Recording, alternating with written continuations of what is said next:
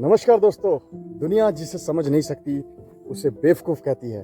और वो लोग, ऐसे दुनिया में बहुत सारे लोग आपको मिल जाएंगे जो बहुत कम करते हैं लेकिन बहुत बड़ा दिखाते हैं, और कुछ लोग ऐसे होते हैं जो बहुत बड़ा करते हैं लेकिन बहुत कम दिखाते हैं। दोस्तों, एक ऐसी लाइफ इंस्पिरेशनल स्टोरी आज आपके साथ साझा करने वाला हूँ जो शायद आपको सोचने पे मजबूर कर देगी कि लाइफ में हमेशा बड़ा करो, लेकिन बड़ा दिखने के लिए मत करो, बड़ा बनने के लिए बड़ा करो।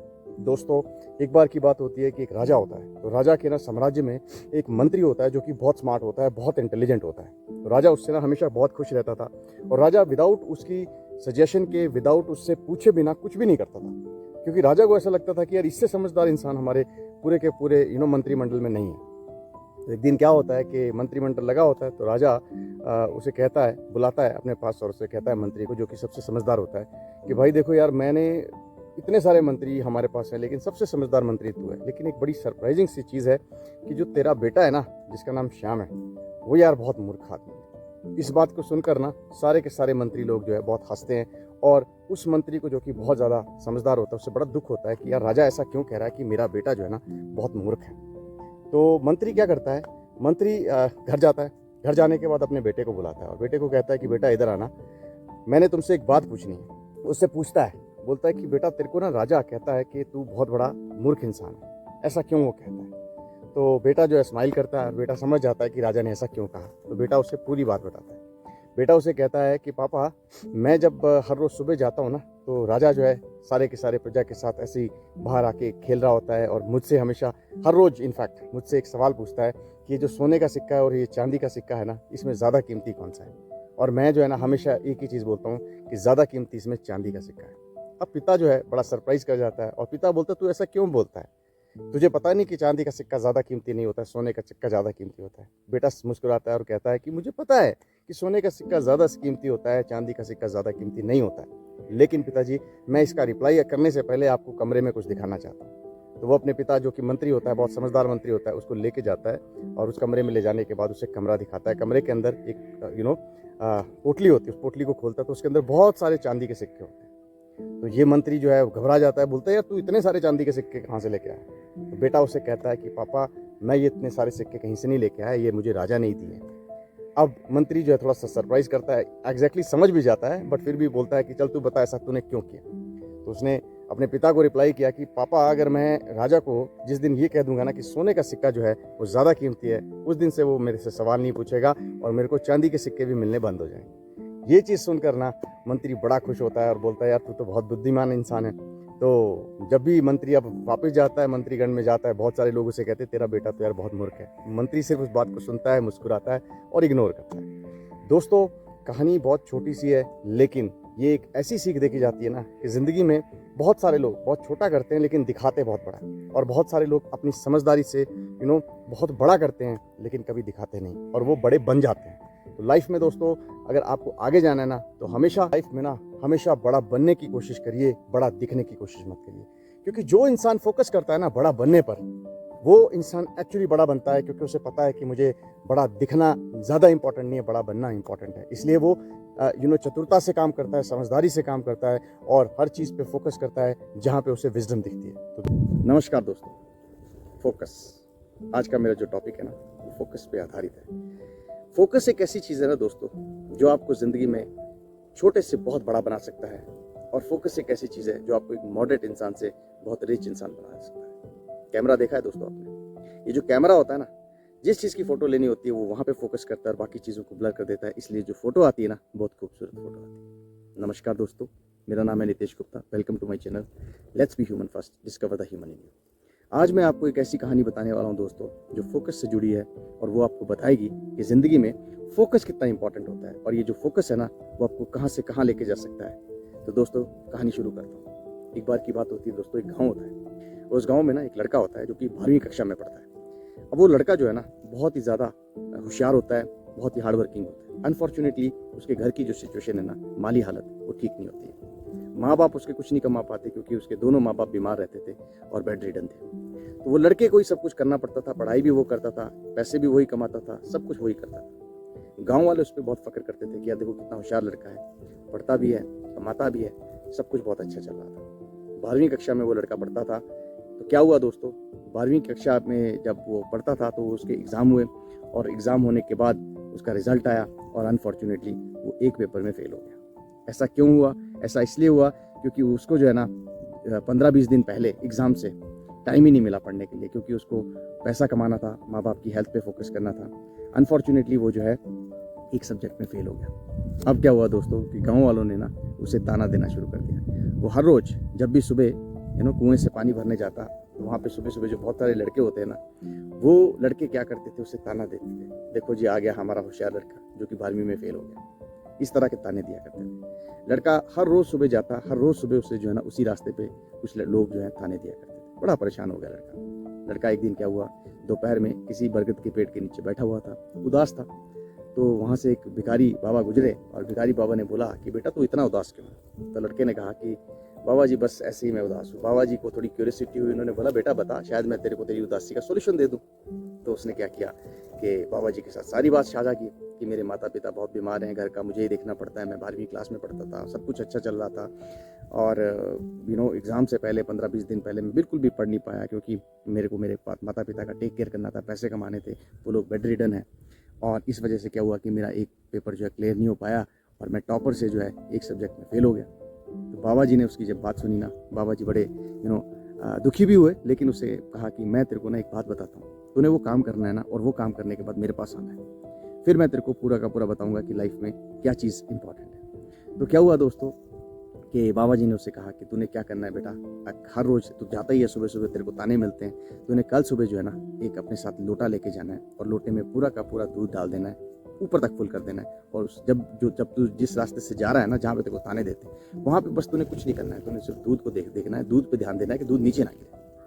तो ये बात सुनकर लड़का कहता है ठीक है बाबा जी मैं ऐसा करूँगा। तो बाबा जी ने कहा कि बस उसके बाद ना तेने मेरे पास आ जाना है। तो ऐसा अगला दिन आता है तो जो लड़का होता है वो अपने लोटे में दूध डालता है, पूरा फुल कर लेता है और उसी रास्ते से चलता है जहाँ पे उसे लोग ताने देते थे। लेकिन वो जो है ना पूरा का पूरा, बाबा जी ने कहा था कि तूने दूध पे फोकस रखना है और गिरने नहीं देना है, तो वैसा ही वो करता है। तो जब वो ऐसा करता है, पूरा का पूरा डिस्टेंस कवर कर लेता है, वापस आता है, बाबा जी उससे मिलते हैं, बाबा जी उसे कहते हैं भाई तू बता आज तूने क्या सुना? तो लड़का कहता है बाबा जी आज तो मैं कुछ सुन ही नहीं पाया क्योंकि मैं तो ध्यान दे रहा था दूध के ऊपर कि दूध ना नीचे गिरे। बाबा जी ने कहा बस मैं यही तेरे को सीख देना चाहता था बेटा कि ज़िंदगी में ना फोकस जब आप एक जगह पे रखते हो ना तो आपको ना और कोई चीज़ नहीं दिखती। अब तूने क्या किया, पहले तो पानी लेने जाता था, लोग तेरे को ताने देते थे, तो उनको सुनता था, डिमोटिवेटेड हो गया, आगे तूने और भी ज़्यादा परेशान होने लग गया। मैंने तुझे क्या किया, मैंने कुछ नहीं किया, मैंने तेरे को दूध का लोटा दिया, कहा कि इस पे फोकस करना है, तू उस पे फोकस किया, बाकी चीज़ें तेरे को सुनी नहीं। तो जीवन में दोस्तों एक छोटी सी कहानी है, लेकिन ये ऐसी इंस्पिरेशन देती है कि लाइफ में ना बहुत सारे लोग होंगे जो आपको क्रिटिसाइज़ करेंगे, बहुत सारे लोग होंगे जो आपको ऐसा बोलेंगे कि भाई तू गलत कर रहा है, ऐसा मत कर, और जो आपको ना डिस्टॉर्ट करते होंगे, आपको डिस्ट्रैक्ट करते होंगे और बोलते होंगे कि भाई तू जो कर रहा है वो गलत कर रहा है, तू ऐसा तू वैसा।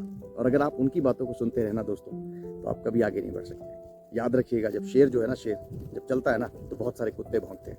अगर उन हर एक कुत्ते पे फोकस करना शुरू कर देना तो रास्ता कवर नहीं कर सकता, वो आगे नहीं जा सकता। तो दोस्तों इसी तरह से शेर बनिए, और जो लोग आपको क्रिटिसाइज़ करते हैं, जो लोग आपको हमेशा कहते हैं कि नहीं तू ये नहीं कर सकता, उनकी बात मत सुनो, फोकस रखो। लाइफ में देखना क्या ड्रास्टिक चेंज आएगा आपके, आप कहाँ से कहाँ पहुँच जाएंगे। दोस्तों छोटी सी कहानी थी, मुझे पूरी उम्मीद है आप भी अपनी ज़िंदगी में फोकस रखेंगे और ये फोकस आपको बहुत आगे तक लेकर जाएगा। मुझे भी बड़ा बनने में हेल्प करिए और फोकस करिए मेरे वीडियोस पर, फोकस करिए कि आप लाइक करें, फोकस करिए कि आप मेरे वीडियोस को सब्सक्राइब करें।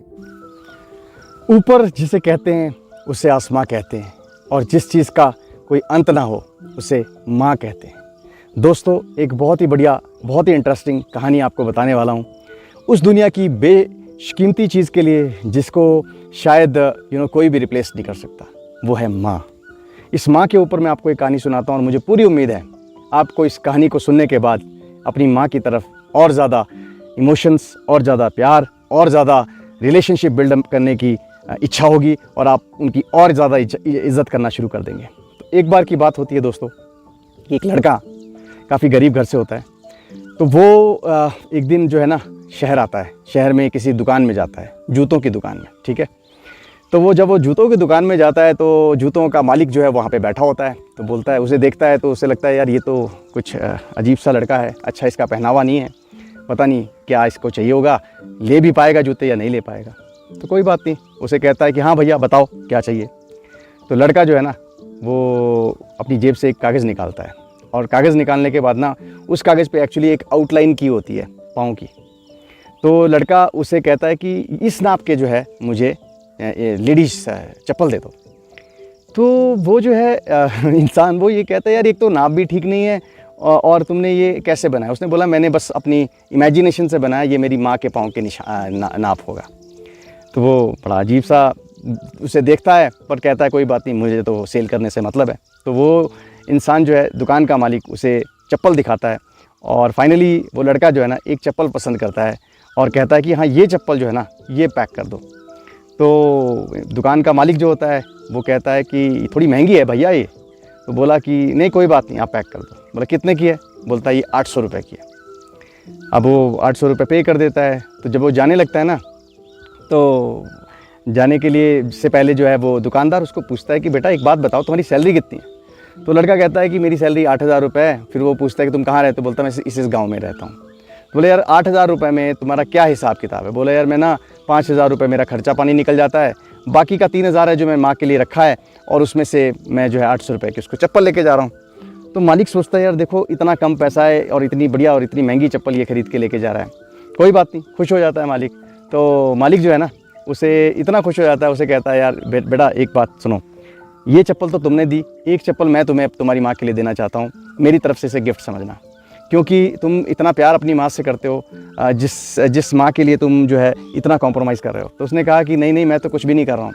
मेरी माँ ने पूरा जीवन, मेरे पिताजी नहीं है, मेरे लिए उन्होंने बहुत स्ट्रगल किया, लोगों के घरों में बर्तन धोए, बहुत कुछ किया, और उनके पास एक चप्पल तक नहीं थी। तो मैंने सोचा था कि जब भी मैं पहली कमाई करूं तो सबसे पहली चीज़ जो है अपनी माँ को जो भी चीज़ मैं दूंगा वो सबसे पहले वही चप्पल ही दूंगा, क्योंकि उनके पाँव फटे हुए थे, वो बेचारी की चप्पल खरीदना अफोर्ड नहीं कर पा सकती थी।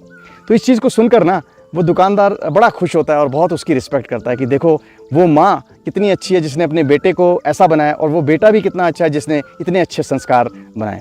अब वो बच्चा जो है, लड़का जो है, वो चप्पल लेके जाने ही लगता था। तो जैसे ही वो आगे गेट की तरफ पहुंचता है तो पीछे से जो है ना वो मालिक दुकान का उसके पास आता है और उसे कहता है कि भाई यार मेरे को आपसे एक चीज़ चाहिए। तो वो लड़का सोचता है मुझसे क्या चीज़ चाहिए यार, मैं क्या दे सकता हूँ। बोला यार तू वो जो कागज़ है ना जिसमें तूने हाथ से वो ड्रॉ किया है पाँव के निशान, वो मेरे को दे दे। तो लड़का सोचता है यार ये तो बड़ी अजीब सी चीज़ है, पर चलो क्या फ़र्क पड़ता है, मैं दे देता हूँ। तो वो जो कागज़ होता है जिसमें पाँव के निशान होते हैं ना, वो दुकानदार ले लेता है, और दुकानदार जो है ना उस कागज़ को लेकर दुकान के अंदर जो छोटा सा मंदिर होता है ना उसमें वो रख देता है उसे खोल कर। तो ये चीज़ को देख कर ना जो दुकान के उसके सेल्समैन होते हैं वो बोलते हैं यार बड़ा अजीब सा चीज़ है। तो एक आदमी ना उसका सेल्समैन बड़ा एक्साइटमेंट में पूछता है कि सेठ साहब ये बताओ ये आपने क्या किया? बोला यार आज ना मेरे दुकान के अंदर और मेरे दुकान के मंदिर के अंदर सच में लक्ष्मी आई है, लक्ष्मी के कदम आए हैं। तो लड़का पूछता है, बोला कैसे?